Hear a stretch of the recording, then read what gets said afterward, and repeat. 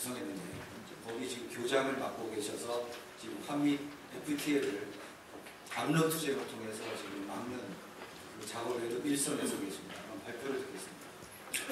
네, 반갑습니다. 사실 오늘 제 이거는 발제라기보다는 구조 발제 정도로 이해해 주시면 될 것 같습니다. 왜냐하면 한미 FTA 자체의 철도를 별도로 언급하고 있는 내용이 많지는 않습니다. 직접적으로 언급하고 있는 내용이. 그래서 일단 구조 발제 정도로 이해해 주시고요. 제가 이 철도뿐만 아니라 지금 공공부문 전체가 한미 FTA에 의해서 굉장히 문제가 되고 있습니다. 그래서 이 상황을 저는 나꼼수 방송을 듣지는 않습니다. 한도 들어본 적이 없는데 그 유행으로 말하자면 카카시키 그레이트 빅력 같은 그런 상황이라고 한마디로 보여야 될 것 같습니다. 맞습니다. 이 철도만 문제가 되는 게 아니거든요. 그래서 일단은 그 우선 한미 FTA 관련 철도에 직접적으로 관련되는 이 그레이트 빅력 같은 이 부분을 좀 제가 간략히 설명을 드리겠습니다. 직접적으로는 한미 FTA 협정문 부속서 2, 그러니까 미래유보라고 합니다. 미래유보에 언급이 되어 있고, 그 다음에 두 번째는 현재유보, 부속서 1 현재유보에 철도가 직접 언급이 되어 있습니다. 그 다음에 세 번째는 공공요금과 관련해서 철도가 직접 언급되지 않지만 철도와 직접적으로 연관된 사안으로서 공공요금과 관련해서 지점 독점 협정문 16장입니다. 여기에 관련해서 말씀을 드릴 수가 있겠습니다. 그래서 나눠드린 이 발표문을 잠깐 보시면은 우선 제가 첫 번째 말씀드린 이 5페이지를 보시면 됩니다. 5페이지 발표문 5페이지를 보시면은 전력, 가스, 수도, 보건, 의료, 철도 해가지고 주요 공공부문 5개를 제가 미래유보 현황 표를 만들어서 거기에 열거를 해두었습니다. 철도를 보시면은 최혜국 대우에만 이 표시가 되어 있고 나머지는 하나도 유보가 되어 있지 않습니다. 모조리 뽑혀죠. 맨 밑에 현지 주제도 뽑힙니다. 안에 있고. 반면에 전기, 가스, 수도, 보고 의료 쪽을 보시면은 뭐 돼 있는 것도 있고 안 돼 있는 것도 있고 구멍이 난 것도 있고 뭐 이렇죠. 동그라미도 있고 곱혀도 있고. 그런데 철도 이 공공부문인 철도는 오직 최혜국 대우만 미래에 유보가 되어 있습니다. 무슨 말이냐면요. 앞으로 우리나라가 미국 이외의 다른 나라하고 FTA를 체결할 때 미국보다 좀 더 유리한 조건으로 철도 서비스를 관련되는 협정을 체결해도 된다는 이야기입니다. 그러니 이 부분이 이제 미래의 제국 대회에서 철도를 빼놓은 거죠. 이게 미래의 제국 대회 조항이 뭐냐면요. 방금 말씀드린 것처럼 자동 업그레이드 조항입니다. 그래서 우리가 앞으로 중국과 예를 들어 FTA를 체결할 때 미국보다 철도에 한해서는 좀 더 다른 조건, 좋은 조건으로도 협정을 체결할 수 있다. 이런 이야기죠. 뭐 크게 의미가 있는 건 아닙니다. 중요한 건 그게 보시면은 내국민 대우 제소 기준들이 줄줄이 이거 다 설명을 드려야 되는데 이 부분에 대해서 하나도 철도 관련해서 유보가 된 게 없습니다. 쉽게 말씀드려서 앞으로 철도 부문에 운송이건 건설이건 철도 부문에 미국 자본이 진출할 경우에 이 모든 협정상의 의무를 우리 정부가 져야 되고 그렇게 해주지 않았을 경우에는 ISD 투자자 정부 제소제가 발동한다. 이 정도로 일단 이해를 해 두시면 될 것 같습니다. 제가 좀 자세히 또 설명드리겠습니다. 그 다음에 12페이지 보시면은 그럼 직접적으로 현행유보에서 협정문이 어떻게 되어 있는지 그게 제가 이탈릭체로 되어 있는 게 전부입니다. 쭉 보시면은 한국철도공사만이 2005년 6월 30일 이전에 건설된 철도 노선의 철도 운송 서비스를 공급하십니다. 운송입니다. 여기는. 그다음 두 번째 패러그래프가 뭐냐면 경제적 수요 심사에 따라 근교부 장관, 지금 국토부겠죠. 연허를 받은 법인만이 2005년 7월 1일 이후에 건설된 철도 노선의 철도 운송 서비스를 공급할 수 있다. 이렇게 되어 있습니다. 그래서 요게 이제 부속서 1에 들어간 현행유보에 들어가 있는 겁니다. 그 밑에도 있죠.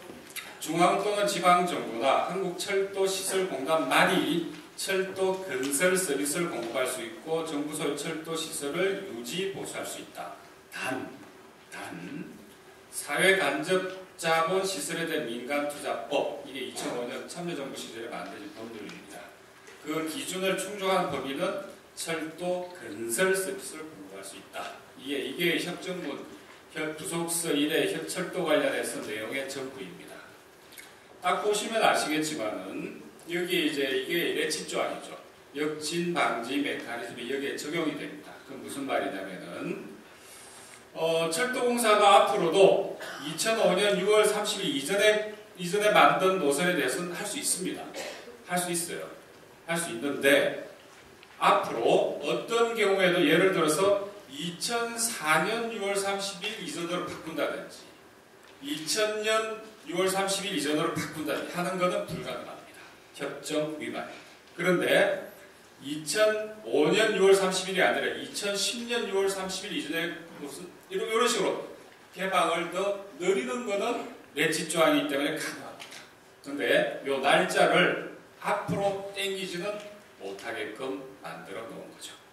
그래서 이미 이 조항에 따라서 2005년 7월 1일 이후에 건설된 노선에 대해서는 경제 수요 심사라고 하는 게 있습니다. 예를 들어 환경평가도 들어가고 수익성도 들어가고 이런 경제 수요, 그다음에 이용자 시장성 이런 게 있습니다. 경제 수요 심사 별거 하나마다 요식이 이해될 수도 있습니다. 요것만 하면 지금 이 한미 협정이 발효된 지금도 할 수 있어요. 근데 요것만 하면은 미국 자본도 여기 들어와서 철도 운송 서비스를 공급할 수 있게 됩니다. 그리고 건설과 관련해서 보자면 미국 자본은 마찬가지로 요 민간투자법 기준을 충족하는 요 법률의 기준이라고 하는 게 어마어마한 기준이 아닙니다. 웬만한 기준, 그 기준을 충족만 하면은 철도 노선을 삼성이 만들 수도 있고 미국의 예를 들어서 벡텔사라고 할까? 이런 데 회사가 와서 철도 노선을 건설할 수도 있습니다. BOT 방식으로 해서 여기까지가 이게 이제 협정문에 나와 있는 그 현행유보의 전부입니다. 쭉 보시면 아시겠지만은 한미협대가 이렇게 돼서 발효가 되면은 이제 삼성이나 미국의 벡텔사나 미국의 철도 혹은 건설회사가 와서 철도 이 운송 서비스도 할 수 있고 철로를 넣을 수도 있고 넣을 수 있게 됩니다. 그런데 아까 이제 미래유보 1에서 어떤 것도 유보가 안 돼 있기 때문에 그 제국대우 하나 빼고 아무것도 유보가 안 돼 있기 때문에 여기에 대해서 정부가 예를 들어서 어떤 특별한 이행 요건을 부과하는 뭘 해라. 혹은 단서를 단다든지 혹은 철도 부지에 대한 그런 그린벨트 이런 문제도 있을 겁니다. 이런 부분에 대해서 정부가 추가적으로 미국 회사가 철로를 넣기로 되어 있는 부분을 예를 들어 그린벨트로 지정한다든지 하는 것들은 모조리 협정 위반이 됩니다.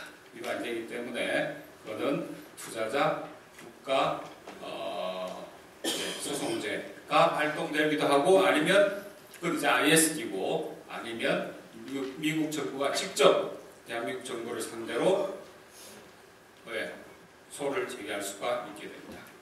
그 다음에 여기는 안 나와 있지만 세 번째가 요금 문제인데 요금은 직접적으로 되어 있습니다. 그 협정문 16장 2절에 보면은 16장 2장 여기에 그 철도 요금과 직결된 조항인데요. 관련 시장에서 독점 상품 여기서 철도 운송 서비스입니다. 구매나 판매에서 가격 이게 철도 요금이죠. 품질, 이용 가능성, 시장성, 운송과 그 밖의 구매 또는 판매 조건에 대한 것을 포함하여 상업적 고려에 따라서만 행동할 것. 다시 말해서 대한민국 정부는 혹은 철도공사는 앞으로 협정이 발효되면 철도 이 운송 요금을 책정할 때 상업적 고려에 따라서만 행동할 것이라고 이렇게 정의가 되어 있습니다. 그래서 비상업적 고려를 한다든지 지나치게 그 공공성을 사랑한 나머지 요금 인상을 제때 안 해준다든지 혹은 정부 독점 부분이 있고 이제 미국이나 삼성이 진출한 민간 부분이 있는데 철도에서 요 부분하고 요 부분을 차별되고 한다든지 특별히 보조금을 요쪽만 준다든지 하는 경우에는 상업적 고려에 따라서 행동하지 아니한 걸로 간주될 여지가 타고납니다. 그렇게 되면 저기 세계은행에 끌려가서 재판을 받든지 아니면은 미국한테 상당한 찐빠를 먹고 고쳐야 될 겁니다. 그래서 크게 보면 이유도 세 가지 정도가 한미 FTA 관련된 직접 혹은 직접에 준하는 정도로 관련되는 부분입니다. 마지막으로 한마디만 더 덧붙이자면 지금 철도에서 일어나고 있는 이 흐름, 요 경향성, 이거는 단지 철도에만 국한되는 게 아닙니다. 전기, 가스, 수도, 의료, 요 모든 분야에서 똑같은 경향, 비슷한 경향들이 관찰되고 있고 동시에 관철되고 있습니다. 예를 들어 제가 10페이지부터 11페이지의 협정문 분석을 통해서 실은 그렇습니다. 악마는 단서 조항에 숨어 있다고. 방금 여러분 보신 것처럼 여기 철도 현행요구에도 여기 단서가 붙어 있지 않습니까? 사회 간접 자본 시설에 대한 민간 투자법 법상 기준을 충족하면 철도 노선을 철도 선로를 건설할 수 있다. 요 단. 항상 협정문을 읽으실 때 요 단자 붙은 다음에를 조심하셔야 됩니다. 거의 대부분이 구멍이 여섯 뚫립니다. 철도도 아니나 다를까 요 단 민간투자법 2005년에 만들어진 참정시대로 만들어진 민간투자법에 따라서 BOT, 디테일 여러 가지 방식이 있지 않습니까? 여기에 따라서 하면은 철도 선로도 넣을 수 있다는 이야기죠. 그러니까 원칙적으로는 철도 시설 관리 공단만 하는데 의료보험이 그렇습니다. 영리 혹은 의료가 기본적으로 이런 거 다 해. 우리 정부가 다 앞으로 할 수 있는데 단 경제자유구역과 제주도에서는 영리병원을 허용한 것과 비슷한 짓이죠. 그게 똑같은 게 전기에도 나오고 수도에도 나오고 가스에도 나옵니다. 가스가 상당히 좀 덜한 거예요. 왜냐하면 가스는 이미 상당히 민영화된 처음부터 가스 소매는 이미 시장이잖아요. 그렇기 때문에 시장화가 덜 된 부분에 대해서 예를 들어 전기 같은 경우에는 발전소를 팔아먹을 수 있게 만들어놨고 그 다음에 수돗물은 하수도는 이번에 한유 FTA 이미 개방했고 남아있는 게 유일하게 상수도입니다. 마시는 물 여기에 대해서도 요 철도와 비슷합니다. 요 짜인 프레임이 비슷해요. 예를 들어 우체국 같은 경우에 그렇지 않습니까? 우체국은 내리 적자입니다. 특히 우편 배달 이거 다 적자입니다. 다 수작업이잖아요. 그런데 이 적자를 어떻게 메꾸냐면은 우체국 보험하고 우체국 예금을 통해서 메꾸거든요. 그러니까 어떻게 합니까? 우체국 보험하고 예금을 더 이상 못하게 협정물에 딱 박아놓는 거죠.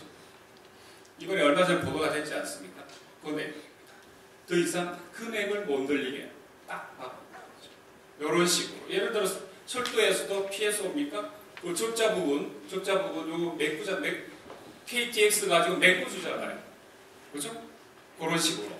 공공부분이 다 비슷비슷합니다. 이 형편들이. 그래서,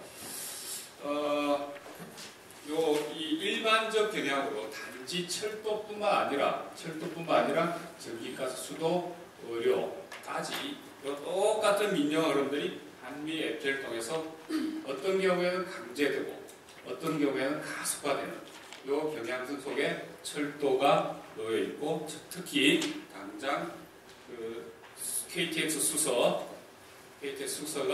그 지점에 딱 놓여 있다. 그렇게 보시면은 한미 FTA하고 전체 공공부문 이런 식으로 가는데 거기에 KTX가 여기 있구나. 그 번지수가 하게 되실 거라고 봅니다. 그래서 향후에 KTX 수서 저지 투쟁은 제가 보는 데는 그렇습니다. 전기가스, 수도, 의료하고 같이 공동 전선을 반드시 이루어야 되고 그 총합적 표현 아마 한미 FTA 저지 안 되면 그 다음 남아 있는 건 수수는 폐기입니다. 폐기할 수 있으니까 폐기할 수 있습니다. 폐기하면 돼요, 그냥. 그렇기 때문에 그쪽으로 갈 수밖에 없다. 이런 말씀을 드리고자 합니다. 예, 이상입니다. 먼저 국토해양부의 고용석 사무관님의 토론을 듣겠는데요. 그 전에 약간 사과 말씀을 드리면 저가 사회자이기 때문에 사실 사회를 보려면 정부의 주장과 20% 요금 할인을 하고 또 서비스 개선하는 정부의 주장과 또 그것이 허위고 오히려 특혜를 주려는 것이 아니냐 이런 식의 주장이 어떤 것이 맞는가 이제 한번 중재를 하겠다 이런 식으로 사회를 봐야 되는데 제가 이 팩트를 접하고 나서도 이건 좀 그런 식의 것은 아니라는 생각을 들고 미리 처음부터 어떤 틀을 갖다가 주어졌습니다. 그리고 여기에 이제 발표자나 참여자들이 거의 다 민영화를 반대하는 사람 쪽에서 오신 분들이 많습니다. 그럼에도 불구하고 이제 참여하신 고용석 사무관님께 우리가 상당한 박수를 보내야 됩니다. 국토해양부 철도 운영관입니다. 먼저 지난번에 아까 지금 말씀 중에 지금 마이크 나갑니까? 네. 말씀 중에 저희들이 1월 30일 날 토론을 했는데 토론에 우리가 엉터리다 이렇게 말씀하시는데 저희들이 그 토론을 하기 전에 10일 전에 저희들이 분명히 공문을 보내서 협조를 요청했고 저희들은 최대한 공정하게 하려고 했는데 그게 원만히 안 돼서 저희들도 좀 유감스럽게 생각합니다. 그리고 오늘 토론에 대한 문제도 좀 제기할 문제가 있습니다.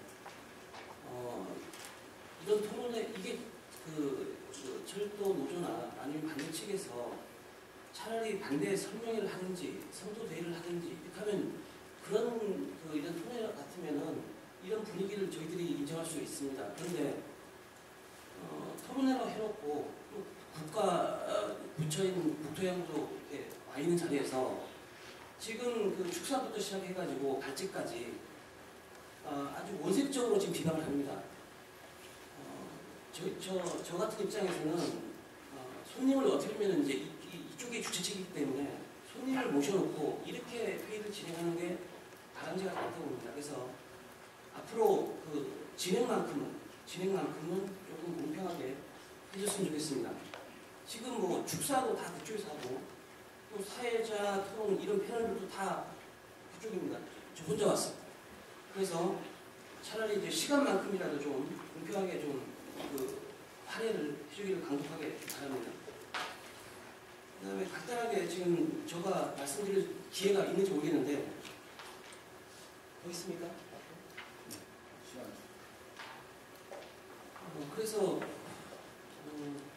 저희들이 이 문제, 지금 경쟁률 문제에 대해서 계속 민영화라고 하고 재벌 특혜라고 계속 주장을 합니다. 그런데 저희들은 이게 현 정부가 들어서 추진하는 것도 아니고 제가 지금 철도 담당한 지 20년 이상 됐는데 그때부터 꾸준히 해온 겁니다. 그래서 이런 철도 개혁 작업도 틀은 우리가 코레일이 미워서 이렇게 추진하는 게 아니고 철도가 발전을 해야지 우리 국가가 발전하고 국민도 편해집니다. 그래서 그런 일환으로 해서 지난 국민의 정부, 그 다음에 참여정부, 그 다음에 현 정부까지 지속적으로 추진되고 있는 상황입니다.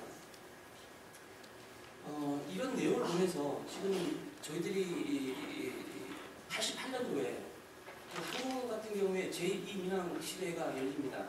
그때 대한항공이 지금 토론은 한 분당 5분인데요. 특별히 10분 드리겠습니다.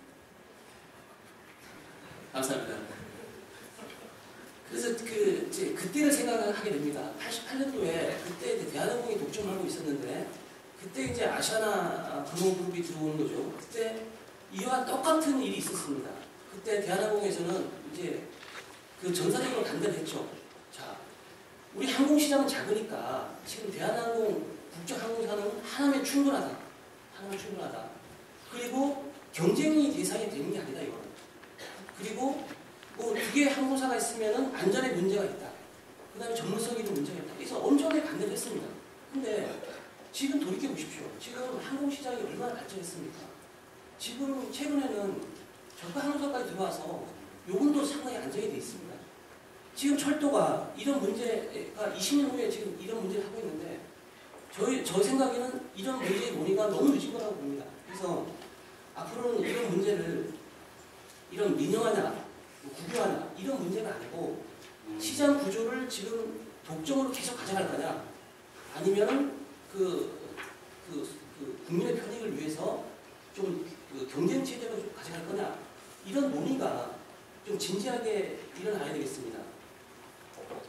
그 다음에 이런 지금 현재 이런 경쟁이 도입되면은 코레일 같은 경우에는 그동안에 상당 기간 독점을 확립했기 때문에 상당히 좀 불편한 부분이 있을 겁니다. 그렇지만은 이런 부분에 대한 문제가 코레일을 뭐 대상으로 하는 게 아니고 저희들은 국민의 어떤 편익과 소비자 편익을 위해서 하기 때문에 특히 철도를 역할을 강화시키기 위해서 교통정책 측면에서 하기 때문에 저희들은 코레일도 좀 불편함이 있지만은 그걸 넘어야지 코레일도 앞으로 좋은 기업이 될 수 있습니다. 그래서 이런 문제는 조금 대승적 차원에서 좀 협력을 해주길 바랍니다. 또 하나 지금 이제 대기업 특혜라든지 이런 말씀하시면서 사실이 아닌 관계를 계속 말씀하십니다.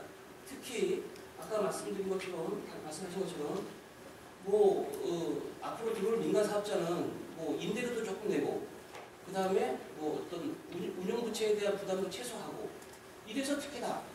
그런데 그렇게 주장하는 근거는 정부 자료는 아니지만은 어디 자료 잘 모르겠지만은 특혜다. 이렇지 않습니다. 그래서 정부의 자료를 근거해서 비판하는 건 되게 좋습니다. 그렇지만은 좀 왜곡되어 있는 자료를 근거로 해서 대국민이 바라보는 이런 토론회에서 그렇게 주장하는 것은 바람직하지 않습니다. 그리고 지금 이제 문제는 지금 모든 이게 독점의 폐해라고 보는데요. 모든 이제 코레일의 비효율적인 문제를 떠나서 코레일은 잘하고 있다. 앞으로도 더 잘할 거다. 그리고 이런 모든 문제는 국가 책임이다. 첫째, 요금을 올려주지 않아서 그런다. 동의할 수 없습니다. 요금 지금 충분히 높습니다. 지금 더 이상 요금을 올리면은 철도 손님 아무도 없습니다. 그리고 인건비가 6천만 원, 7천만 원 연봉이 그게 안 높다. 저도 동감합니다. 당연히 6천만 원이든 7천만 원이든 1억이든 받을 수 있습니다. 그런데 적자가 지금 일반 철도 같은 경우는 1조 1천억 10년 기준입니다. 1조 1천억 이상 납니다. 운송 적자가. 그럼에도 불구하고 이런 비용 구조를 이렇게 높게 가져가는 것은 문제 있다고 지적하는 거지 저희들이 인건비가 많다고 지적하는 건 절대 아닙니다. 그런데 매년 운송 적자를 영업 적자를 1조 이상을 내면서 비용을 계속 올리는 것은 저희들이 문제 있다고 지적하는 것입니다. 그리고 선로 사용료를 국가가 많이 받아서 그렇다. 저는 그렇지 않습니다. 저희들은 유지보수 비용도 받지 않습니다. 유지보수 비용도 다 국가가 30% 지원해주고 있고, 그 다음에 지금 적자가 나는 이유가 지금 선로 사용료로 건설 부채를 상환하기 때문에 그렇다. 그것도 저는 사실이 아닙니다. 지금 고속철도 같은 경우에는 이제 수익적인 어떤 사업이기 때문에 일부 국가가 지원하고 일부는 채권을 발행해서 외상으로 이제 건설하고 있는데 지금 코레일에 대해서는 건설 부채 한 푼도 갚은 적이 없습니다. 특히 건설 부채의 이자가 4천억 정도 발생하는데 이자도 갖지 못합니다. 이자도 지금 4천억 중에서 약간 1,000억 정도 갖고 있기 때문에 전혀 그런 거와 관련돼서 부채가 증가하고 있는 것은 전혀 사실이 아니고, 저희들은 분명하게 얘기하지만은 경영이 효율하지 않으면 지금처럼 이런 구조로 가면은 부채는 분명히 증가할 거다. 그래서 이번에 경쟁체제 도입하는 것도 그런 이유가 있습니다. 지금 철도공사는 우리는 열심히 잘한다. 근데 저희들 입장에서는 잘 못한다. 그러면 뭐가 있습니까? 비교 대상이 있어야 됩니다. 비교 대상. 그래서 정부는 비교 대상, 경쟁 대상을 만들려고 하는 겁니다. 그 경쟁의 효과가 없다고 지금 계속 주장을 하시는 분도 있는데, 경쟁의 효과는 분명합니다. 저희들은 민영화를 바라지 않습니다. 독점 체제에서 민영화는 더 큰 그 폐악을 가져옵니다. 그래서 저희들은 민영화를 바라지 않습니다. 차라리 경쟁을 바라는 겁니다. 그래서 지금 모든 산업이 경쟁을 해서 폐해가 발생한 적은 없습니다. 그래서 저희들은 이제 경쟁을 통해서 궁극적으로는 이제 철도 산업을 발전하게 시키겠지만은 단기적으로 철도 공사도 조금 더 효율화될 수 있다고 봅니다. 그리고 경쟁을 통해서 그 민간 사업자의 서비스 증진을 통해서 요금이 내려간다고 하면은, 지금 그 철도가 요금이 비싸서 지금 자동차로 이제 이용하고 있는 이런 수요가 다시 철도로 올 수가 있다고 봅니다. 그래서 저희들이 이제 이번에 그 민간 참여의 가장 큰 이제 목적은 요금 인하입니다.